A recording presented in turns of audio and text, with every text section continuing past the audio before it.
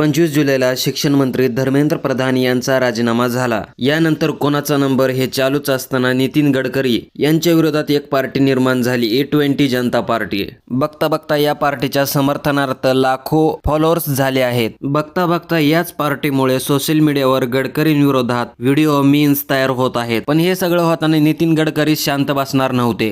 गडकरींनी या प्रचाराला विरोध करत मुंबई उच्च न्यायालयाची पायरी चढत मेटा, एक्स आणि गुगल यासारख्या कंपन्यांना कोर्टात आणला आहे। चला तर हे सविस्तर बघूया। केंद्रीय पेट्रोलियम मंत्रालयाने 17 फेब्रुवारी 2026 ला एक परिपत्रक जारी केलं। 1 एप्रिल 2026 पासून A20 पेट्रोल अनिवार्य केलं। केंद्र सरकार आणि नितीन गडकरी यांच्याकडून या पेट्रोल बाबत सकारात्मक भूमिका मांडण्यात आली, पण याचा फटका सामान्य नागरिकाला बसण्याच्या काही तक्रारी येत असे। ज्या जुन्या गाड्या आहेत त्यांचं इंजिन या E20 पेट्रोलसाठी सुटेबलच नाही अशा तक्रारी येत असे। या पेट्रोलमुळे जुन्या गाड्याच्या इंजिन, कॉर्पोरेटर आणि मायलेज मध्ये पण घट आली। एवढंच नाही तर दिवसभरातील सर्व पेट्रोल पंपावर A20 पेट्रोलच मिळत लागलं। सरकारने नागरिकाला दुसरा कोणताच पर्याय दिला नाही। पण ह्या तक्रारी नितीन गडकरी फेटाळून लावित असे। धर्मेंद्र प्रधान यांच्या राजीनाम्यानंतर हे प्रकरण लोकांनी उचलून धरलं आहे। सोशल मीडियावर नितीन गडकरी यांची ट्रोलिंग चालू असताना गडकरी यांनी उच्च न्यायालयामध्ये धाव घेतली आहे आणि माझ्या विरोधात खोटे व्हिडिओज, मीम्स तयार होत असल्यामुळे यावर कारवाई झाली पाहिजे अशी मागणी केली आहे। याबरोबरच जे व्हिडिओ बनवतात त्यांना दोषी न करता जे कंपन्या आहेत x, Twitter, YouTube, Meta, Google या सगळ्यांना दोषी ठरवण्यात आलं। याबाबत तुम्हाला काय वाटतं कमेंटमध्ये नक्की सांगा आणि सबस्क्राईब करायला विसरू नका।